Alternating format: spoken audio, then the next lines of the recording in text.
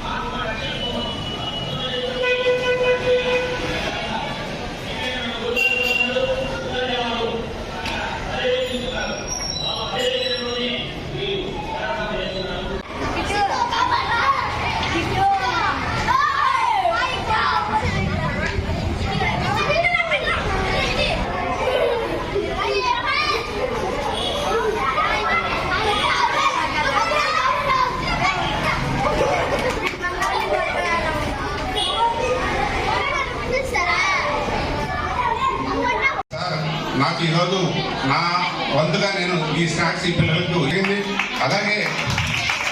అలాగే మన చాలామంది నేను అందరి పేర్లు చెప్పలేకపోవచ్చాము. మన ఇక్కడ ఉన్నటువంటి మన తోట వెంకటేశ్వర సారు ఉన్నారా సార్? వేదికపైకి సారు తోట వెంకటేశ్వర సార్ ఉంటే వేదికపైకి రావాల్సిన కోరుతున్నాం. కోసం 100 రూపాయలు ఒక్కొక్క బాబు దగ్గర నుంచి కలెక్ట్ చేశాం. బాబు దగ్గర నుంచి మిగిలినటువంటి ఎన్రోల్మెంట్ ద్వారా వచ్చినటువంటిది 55,000 రూపాయలు. ఇవన్నీ కూడా ట్రస్ట్ భరిస్తుంది. కాబట్టి పిల్లల కోసం ఈ సమాజంలో వేమన విజ్ఞాన కేంద్రం పెద్ద ఎత్తున కార్యక్రమాలు నిర్వహిస్తుంది.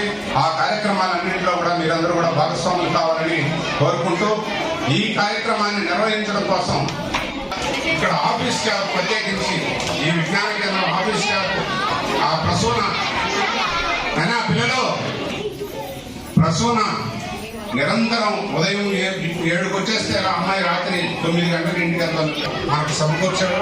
అతనికి కూడా మనం వాళ్ళిద్దరికి కూడా హృదయపూర్వకంగా ధన్యవాదాలు తెలియజేస్తాం.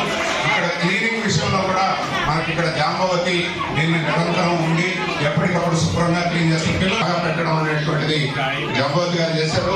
వారికి కూడా వేమన విజ్ఞాన కేంద్రం హృదయపూర్వకంగా ధన్యవాదాలు తెలియజేస్తూ ఇంకెవరైనా పేరు ప్రస్తావించకపోతే మీరు దృష్టిలో పెట్టుకొని ఈ కార్యక్రమాల్లో మాకు ఇంతటి మంచి అవకాశాన్ని ఇచ్చినటువంటి అందరికీ కూడా హృదయపూర్వకంగా ధన్యవాదాలు తెలియజేస్తున్నాం.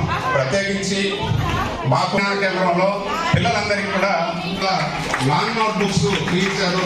అదేవిధంగా 10 చెస్ బోర్డులు కూడా వాళ్ళు కొనివ్వడం అనేటువంటిది జరిగింది. వారికి కూడా హృదయపూర్వకంగా ధన్యవాదాలు తెలియ సదుద్దేశంతో మమ్మల్ని వెన్నుదట్టి ప్రోత్సహించేటువంటి అనేక మంది దాతలు ఈరోజు డాక్టర్ రమేష్నాథ్ లింగుంట్ల గారు కావచ్చు, అదేవిధంగా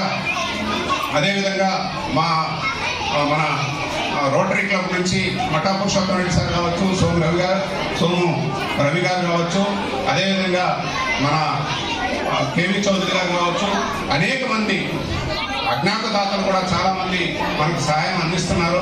వారందరికీ కూడా వేమన విజ్ఞాన కేంద్రం మరింత రుణపడి ఉంటుందని, వాళ్ళ ఆశయాలకు అనుగుణంగా ఈ విజ్ఞాన కేంద్రాన్ని మరింత సమర్థవంతంగా సమాజానికి ఉపయోగపడేటువంటి పద్ధతుల్లో తీర్చిదిద్దడానికి మా వంతు శక్తివంతం లేకుండా పనిచేస్తామని తెలియజేస్తూ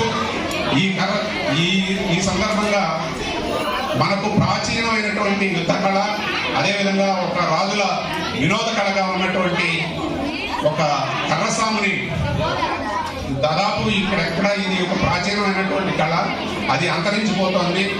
కాబట్టి ప్రాచీన కళను కూడా ఈరోజు మనం వెలుగులోకి తీసుకుందాం అనేటువంటి ఉద్దేశంతో మన కర్రసాము నేర్పించమని చెప్పి ముండాది గారిని హృదయపూర్వకంగా అభినందిస్తున్నాం.